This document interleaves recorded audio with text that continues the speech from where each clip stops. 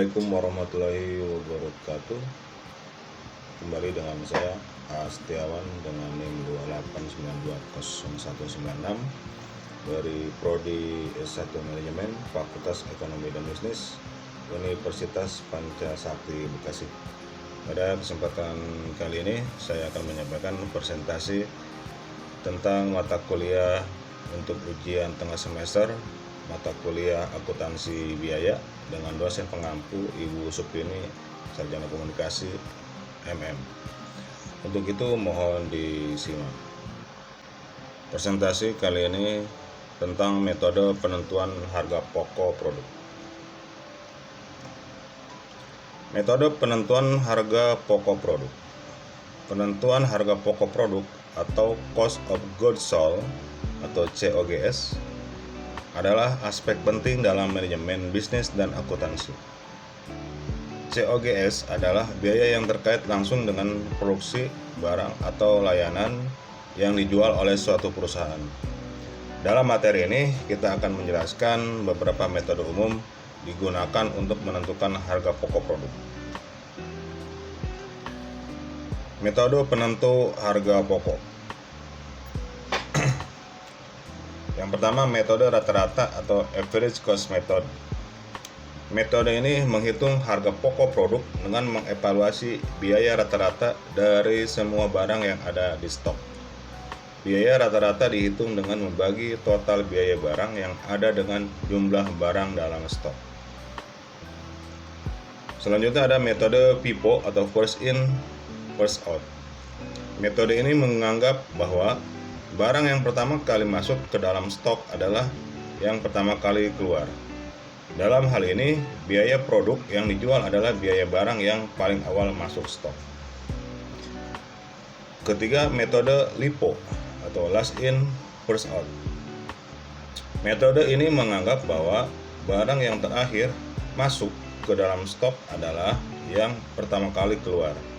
Dalam hal ini, biaya produk yang dijual adalah biaya barang yang terakhir masuk stok.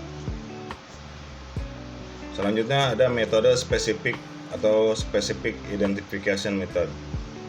Metode ini mengidentifikasi biaya produk berdasarkan biaya spesifik setiap item yang ada dalam stok, cocok untuk produk dengan karakteristik yang unik. Faktor yang mempengaruhi metode pemilihan. Pertama ada faktor sifat barang. Jenis produk dan karakteristiknya dapat mempengaruhi pemilihan metode. Metode spesifik cocok untuk produk yang mudah diidentifikasi, sementara metode rata-rata lebih umum digunakan. Kedua ada peraturan pajak. Beberapa negara memiliki peraturan khusus yang mengatur pemilihan metode perhitungan COGS dalam perpajakan. Dan ketiga ada efek inflasi. Ketika inflasi tinggi, metode LIFO dapat menghasilkan COGS yang lebih tinggi dan laba yang lebih rendah, yang mengurangi pajak yang harus dibayar. Penggunaan metode penentu harga pokok produk. 1. Manajemen persediaan. Metode ini digunakan untuk mengelola persediaan dengan lebih efisien, menentukan kapan harus memesan barang baru, dan mengoptimalkan keuntungan. Kedua ada laporan keuangan. Metode ini mempengaruhi laba bersih dan saldo persediaan yang dilaporkan dalam laporan keuangan perusahaan. Ini dapat mempengaruhi evaluasi kinerja perusahaan dan nilai saham. 3. Ada perpajakan. Metode ini mempengaruhi besarnya pajak yang harus dibayar oleh perusahaan. Metode LIFO khususnya dapat mengurangi kewajiban pajak dalam jangka pendek. Kesimpulan dari materi ini adalah penentuan harga pokok produk adalah elemen penting dalam manajemen bisnis dan akuntansi.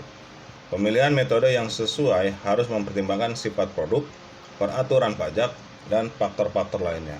Metode yang dipilih dapat berdampak signifikan pada laba bersih, persediaan, dan kewajiban pajak perusahaan. Oleh karena itu, pemahaman yang lebih baik tentang metode penentuan harga pokok produk adalah penting dalam mengelola bisnis dengan efektif. Demikian presentasi tugas ujian tengah semester kali ini.